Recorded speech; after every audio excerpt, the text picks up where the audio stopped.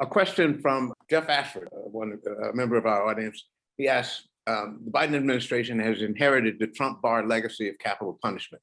What are the prospects for abolishing it, in particular for its racist application? Anybody?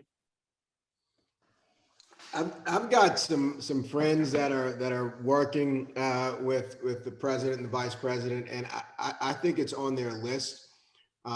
They're absolutely having conversations about it. I think there's also some conversations about decriminalization of marijuana as well.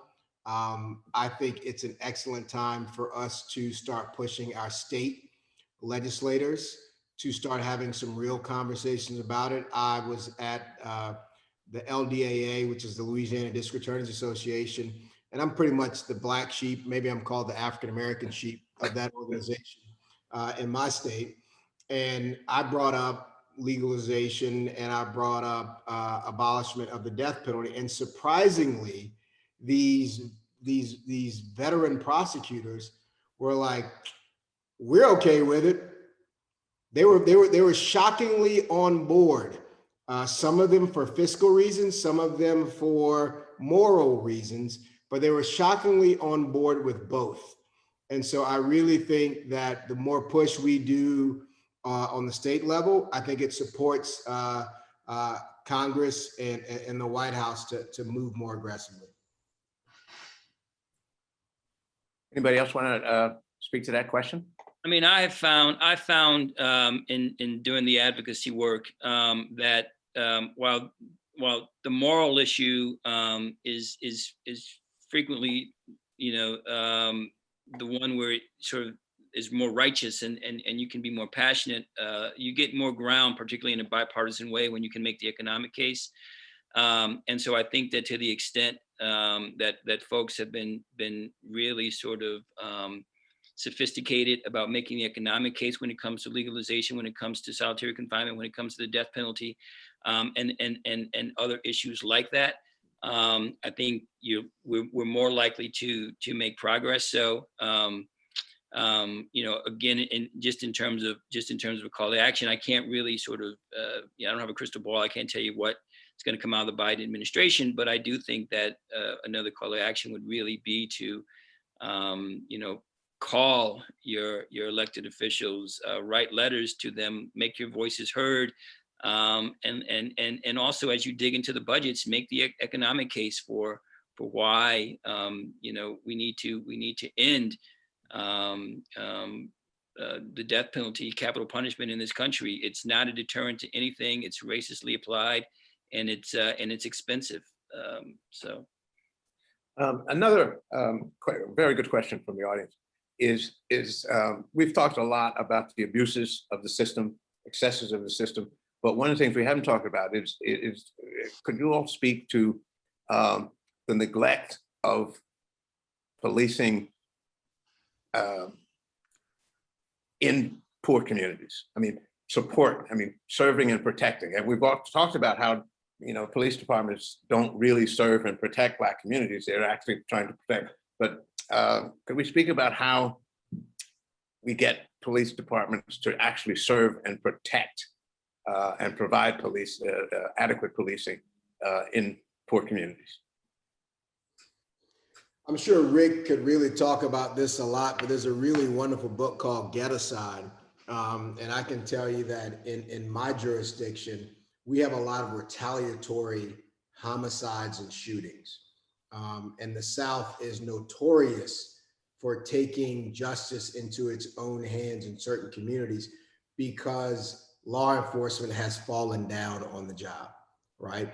Most of the shootings that occur in the city of New Orleans, it involves some cousin trying to pay back someone else's cousin for some crime that occurred back in 1980, right? So cold cases, unsolved homicides, and in the conversation about what a victim is and what a defendant is.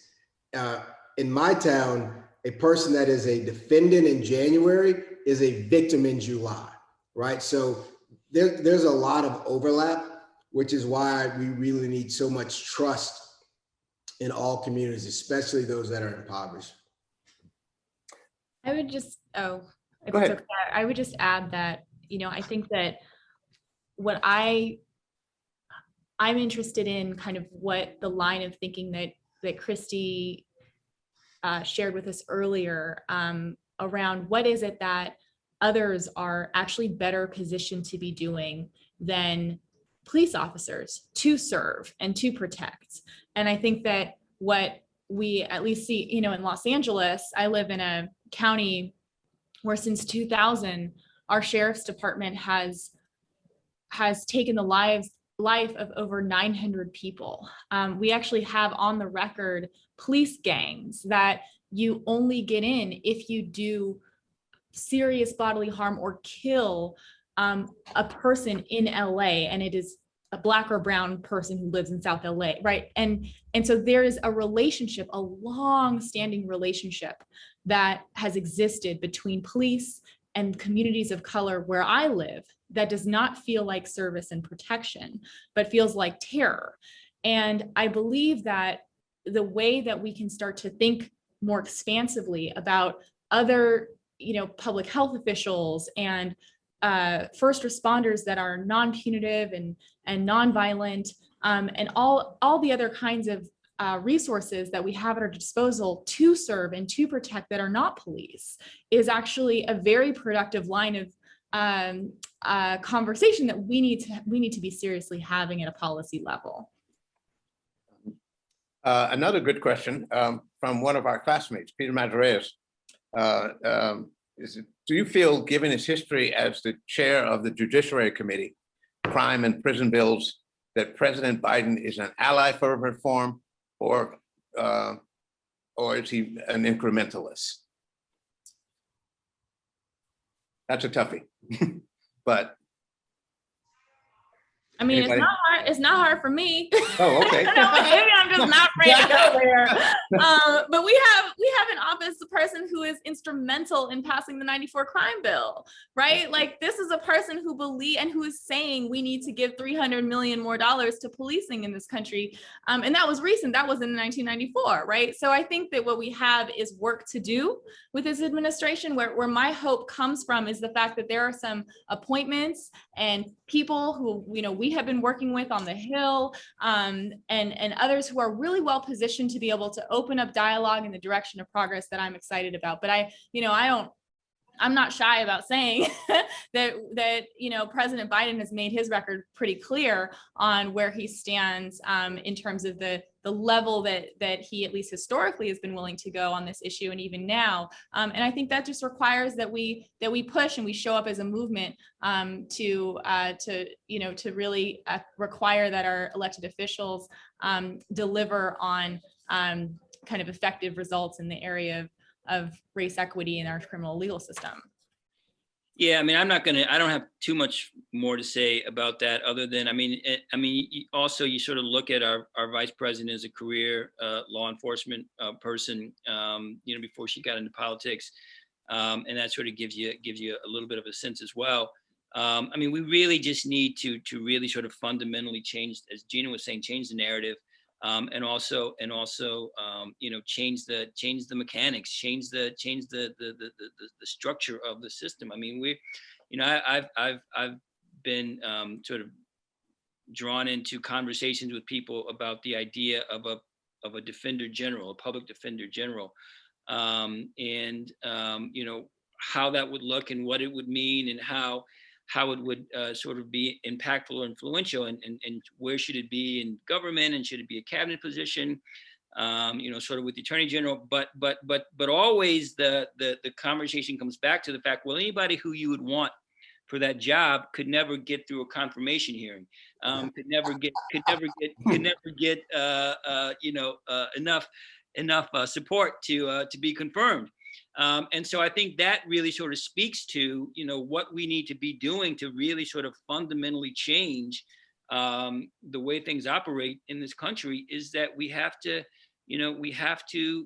change, the players, as well as the structure in the system, in order to get to the places where I think Professor Lopez and Gina have been talking about, and DA Williams. So last question here before I turn it back over to Marion. And this is a question from the audience. I think a very good question. So tens of millions of people voted for Donald Trump. They probably aren't interested in changing the system. How do we deal with them? How do we deal with that? Anyone? I mean, again, it's changing the rules, it's changing the structures. We've gerrymandered this country into a place where you can lose an election by 3 million votes and still win the election. I mean, look, this country is sick with racism. This country is infected with racism. This country has, a bad case of the virus of racism. And so I think that there is always going to be, at least for the foreseeable future, a sort of a split and based along sort of a racist lens. But I do think that, again, the moral arc is long, and I think it is bending towards justice. And I do think that there are more people who want to see equity and fairness and lack of disparity and a more perfect union. But I think that we have to get to the place where those voices are able to be heard. And it can't be that you get 3,000 more popular votes and you lose the election. We just have to sort of begin to change fundamentally, and we're in a dynamic moment, fundamentally change the way from policing on up this country operates. We have to call the thing though. We can't allow people who want to hate to feel comfortable, right? Whether it's a synagogue, whether it's a spa, whether it's a Baptist church, and I think that shifts to prosecutors, right? The law enforcement folks in Atlanta are coming up with the mental health issues of the most recent mass shooter, right? No one talks about mental health issues when someone robs a liquor store. But anytime that you start seeing hate crimes, after they take the person through the drive-through to get him something to eat, they start talking about his mental health capacity. So we need to make sure that we recognize that domestic terrorism in the United States is profoundly more prevalent and more of a threat than any international terror that we have ever faced. And there are a lot of people who I don't think are really ready to wrap their arms around that simple fact. From the Klan to Dylann Roof.